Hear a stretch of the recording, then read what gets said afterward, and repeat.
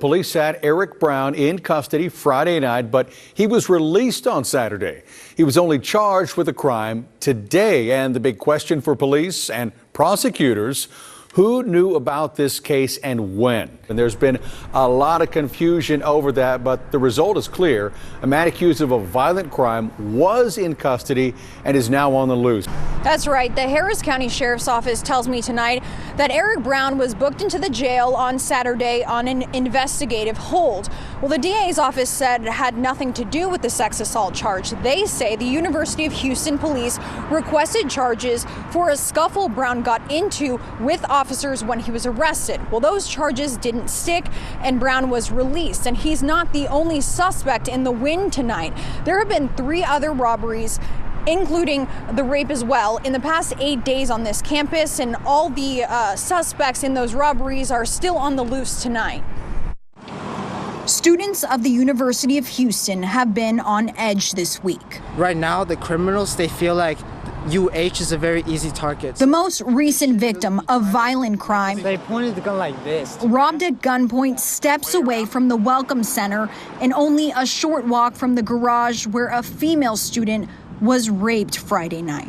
Campus safety is way too low. It's that crime that has empowered students rallying today to demand better safety. And tonight, we're learning law enforcement agencies involved in that investigation seemingly struggled with communication. I can't say that I'm surprised. We know from court documents filed Wednesday that the suspect is Eric Brown. University of Houston police say Brown was brought into custody the night of the rape. Court documents state he resisted arrest and police had to tase him. The Harris County DA's office says UHPD wanted prosecutors to charge Brown for that interaction with police. When we asked whether UHPD notified the DA that Brown was a suspect in the sex assault, a university spokesperson says she didn't have that information. The DA's office ultimately denied the charges for the police encounter on Saturday due to what they say is a lack of evidence. Brown was then set free and is nowhere to be found. It took 5 days for Brown to be charged with the sex crime. And he's not the only suspect wanted for committing crimes on campus. 2 students reported being robbed last week and a third last night. Some money in it. The most recent victim, asking us not to share his name, but described how 3 women and a man circled him at this metro stop, put a gun to his neck, stole his phone, and the $1 he had in his pocket for the bus. I got off lucky. There are victims that definitely suffer worse consequences than me. I really hope the university can take action so we can feel safe again in this campus, since we shouldn't even be having this discussion in the first place. Demonstrators protested in the rain on the campus of the University of Houston today, demanding safety. Why don't we have a patrol officer that is patrolling it 24/7? The pleas for increased security come after a student says she was violently attacked and sexually assaulted in a campus garage on Friday. According to court records, a 21-year-old student was cleaning her car in the Welcome Center parking garage just before 6 o'clock on Friday night. She says a man approached her asking for a pen.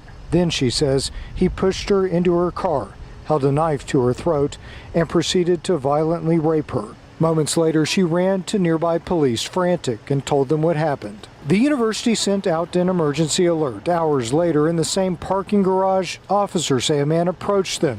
When he refused commands and turned violent, they tased him. Security video showed he was the same man arriving and leaving the area when the attack happened. The victim described the tattoos on her attacker's chest, which were the same as the man in the altercation with police.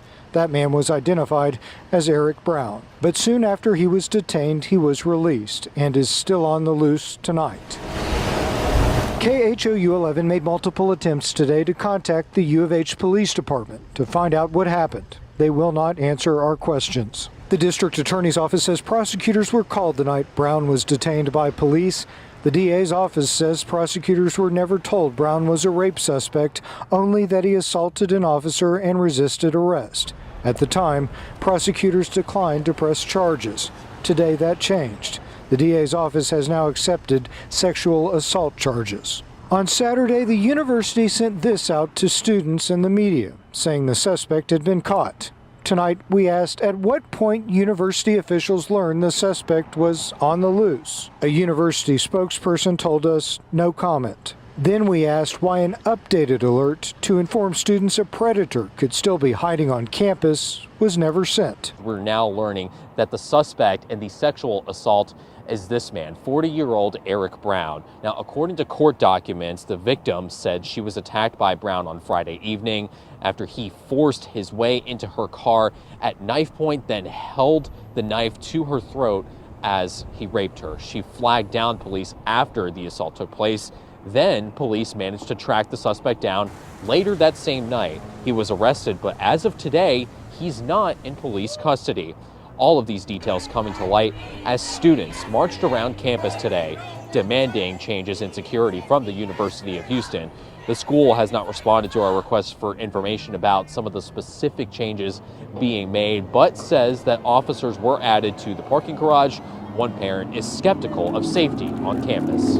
What they're saying they're doing is not exactly what they're doing from what I'm seeing, and more needs to be done. Like, we pay $475 or something like that a semester for parking garage, and I don't know how many thousands of people do that for one single parking garage.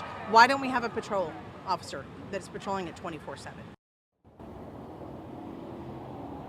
U of H has said that 4 officers are patrolling the garage after the sexual assault happened, and the school says that a safety committee will be meeting to discuss additional changes. Now, back out here live in the garage, we're learning that some cameras that are in the garage did not capture the alleged assault, but according to police and court documents, they say that those cameras were key in being able to track down and get photos of the suspect who was walking around the garage before the assault took place. Now, there's a lot of information about this story, and we'll share more details with you coming up.